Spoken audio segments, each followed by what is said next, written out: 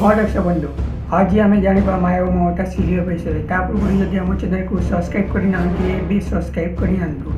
ହଁ ଦର୍ଶକ ବନ୍ଧୁ, ଆଜି ପଲ୍ଲବୀଙ୍କ କିଚେନରେ ଏବେ ନିମକି ଅଛନ୍ତି। ଆଉ ପଲ୍ଲବୀ ଦେଖିଲେ ନିମକିକୁ କହିଲେ, କ'ଣ ନିମକି ତୁ ଏଠି କ'ଣ କରୁଛୁ? ଯଦି ଘର କିଏ ଦେଖିଦେବେ ତାହେଲେ କିଛି ଭଲ ହେବନି।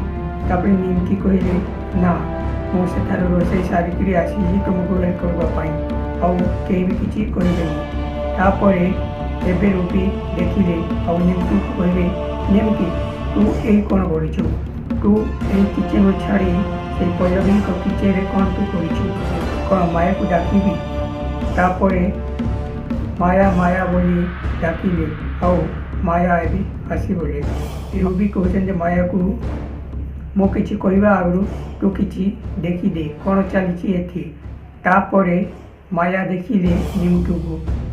ନିମକି ଏବେ ପଲ୍ଲବୀଙ୍କ କିଚେନରେ ଅଛି। ଆଉ ତାପରେ ମାୟା ନିମକିକୁ, ନିମକି ଏଇ କ'ଣ ତୁ ଆମ ରୋଷେଇ ଛାଡ଼ି ସେଇ ରୋଷେଇରେ କ'ଣ କରିଛୁ? ତାପରେ ନିମକି କିଛି ଉତ୍ତର ଦେଲେନି।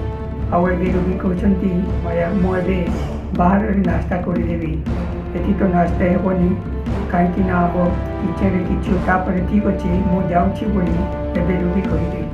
ଆଉ ଏବେ ମାୟା ନିମକିକୁ, ନିମକି ତୁ କ'ଣ ଭୁଲି ଯାଉଛୁ ଆମ ରୋଷେଇ ଛାଡ଼ି ସେଠାରେ ତୁ କ'ଣ କରିଛୁ? ତ ଦର୍ଶକ ବନ୍ଧୁ, ଯଦି ଆମ ଭିଡ଼ିଓ ଆପଣଙ୍କୁ ଭଲ ଲାଗେ ତାହେଲେ ଆମକୁ